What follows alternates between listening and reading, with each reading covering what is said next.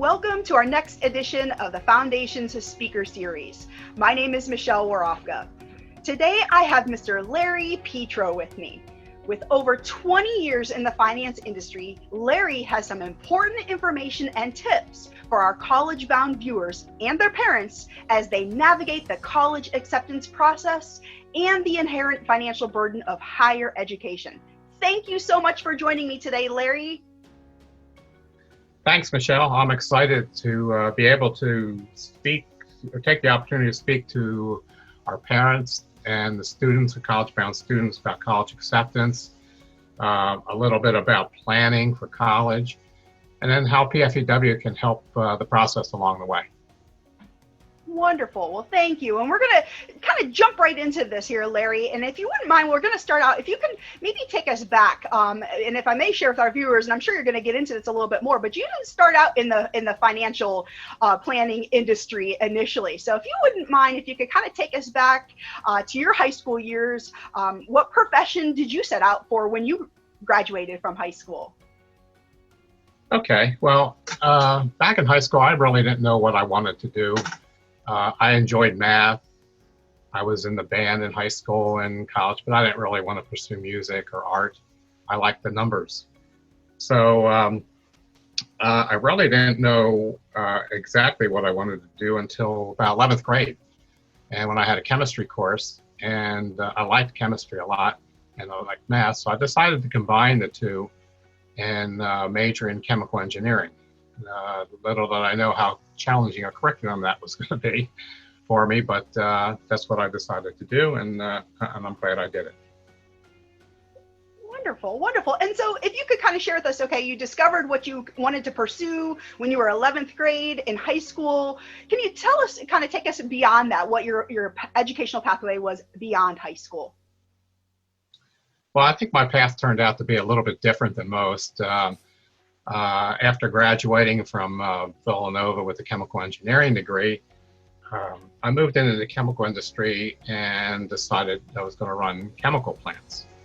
So I started out as a process engineer, and you were a supervisor, area supervisors, up to a regional manager of several different plants.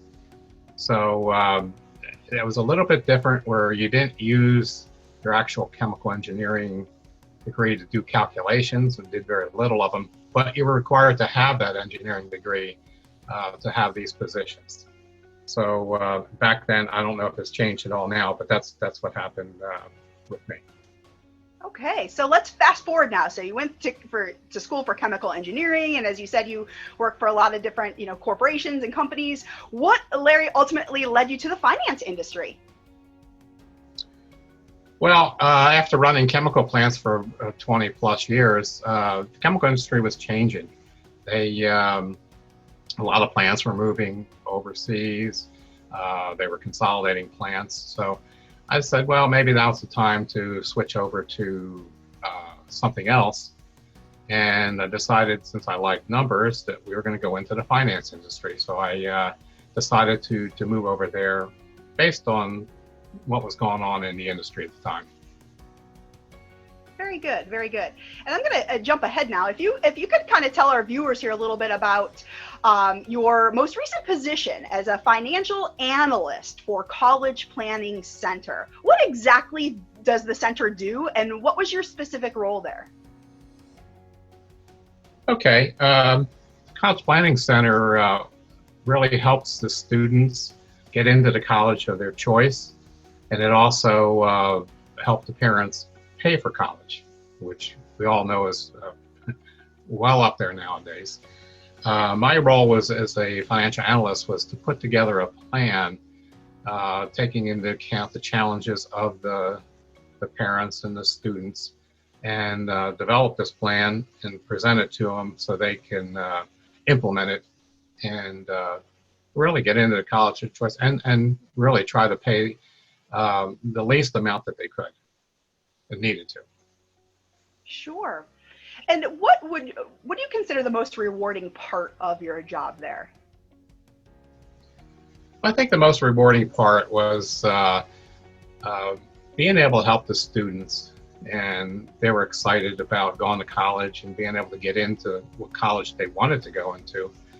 and then also being able to help the parents be able to pay for it, and really watch the whole process develop so that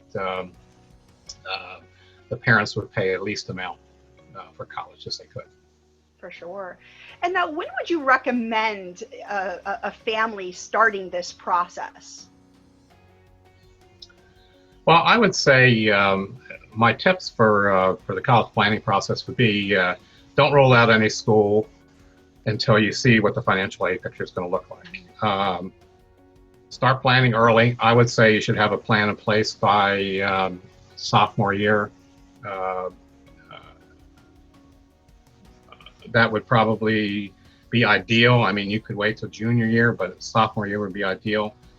And really, it's a joint partnership between the students and the parents. Parents are going to be paying for it. The students, they really have to deliver with the grades and the test scores and the activities and things. Colleges, they want you to come to school with them giving out the least amount of money. Believe it or not, most people think that the colleges want to just dole out this money. Well, they want to conserve it too and give it to needy families. So there's a little process that you go through to try to get as much money as you can. All right. And now, Larry, how about a student, or family who has their eye set on a particular school, but knows that school or that university might fall outside of their budget? What advice do you have for those families? Well, again, as my first tip would be is, don't roll out any school. I'll give you an example. One of our students at the College Planning Center, she was very bright. I think she was in the top 10 of her class and high SAT scores and a lot of activities and things. She applied to Gettysburg, which is a private institution, cost at that time $62,000 a year. She also applied to Millersville, which is a state school, and it cost $20,000.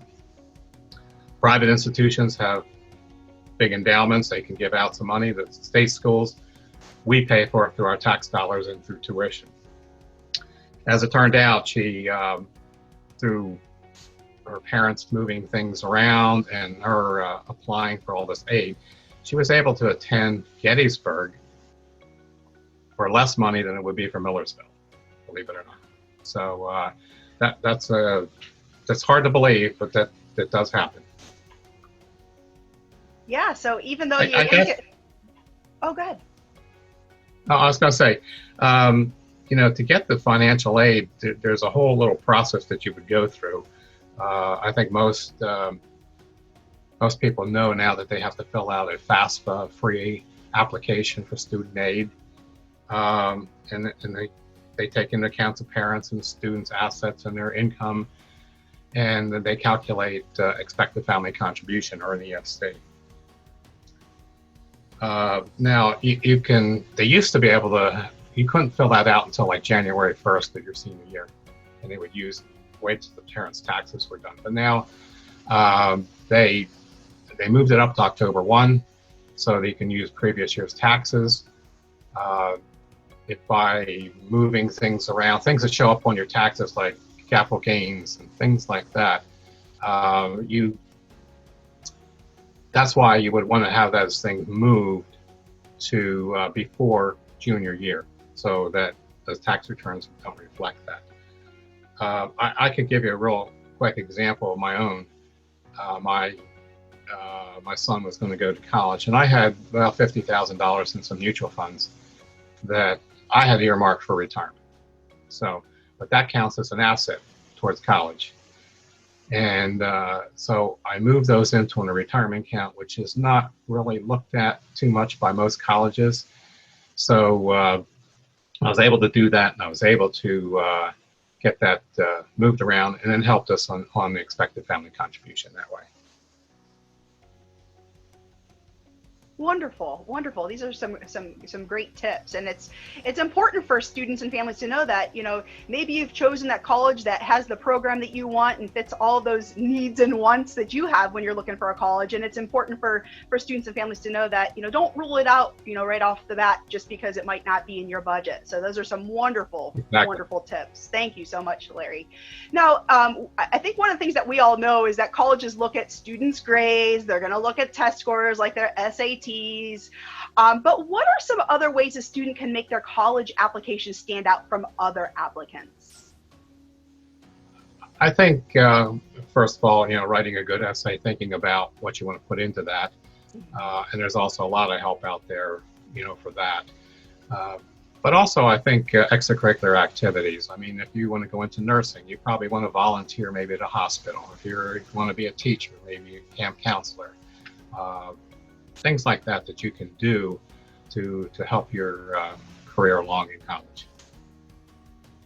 Great. Yeah, anything. It's very competitive, as we all know, getting into college and getting scholarships and things like that. So, having a leg up and, making yourself stand out is really important, which is really key these days. Now, speaking, Larry, of extracurricular activities, there's a summer leadership program called Pennsylvania Free Enterprise Week, or as many of our viewers know by now, PFEW, that you firmly believe in. And in fact, you've encouraged many of your students that you've guided through the college planning process to take part and have seen it open doors for many of them when it comes to college acceptance. Why is PFEW looked upon so highly at the collegiate level? Well, as you know, PFEW has been around for over 40 years, and you run into people all the time. And I can give you several examples. I was out on the golf course one time. We got backed up on the tee. I had my PFEW shirt on, and the guy says, "Oh, I attended that program 10 years ago," and got us into a conversation. I was at church. I was wearing a PFEW shirt one time, and the mother says, "Oh, my son just got a scholarship for this summer." So it precipitated a conversation. I went into a little bit about the program, gave her my business card, and talked a little bit that way.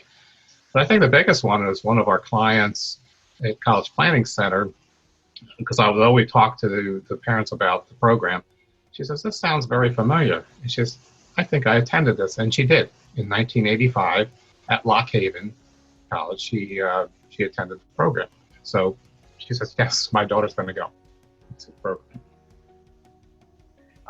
That's wonderful. And yeah, as you said, it's been around for over 40 years, and we have nearly 50,000 alumni, 50,000 students who have participated in it. So has quite a reputation. A lot of people know about it. And, again, it's something nice to put on one of those applications, college applications or scholarship applications. But if I may kind of to piggyback that a little bit, Larry, here, if I may add, when I said earlier that you firmly believe in PFEW, it is from your personal experience. If I may share with our viewers, for the last 20 years, you've taken a week of your summer volunteering as a mentor at PFEW. And additionally, if I may add, your daughter attended when she was in high school. So you've truly seen firsthand the great learning experience PFEW is for students.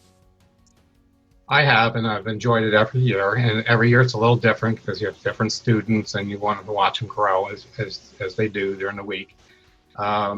My daughter still texts me when I'm up at their volunteering and says, "How's your group doing?" and things like that. But I think the biggest endorsement would be my son, who attended the program before my daughter.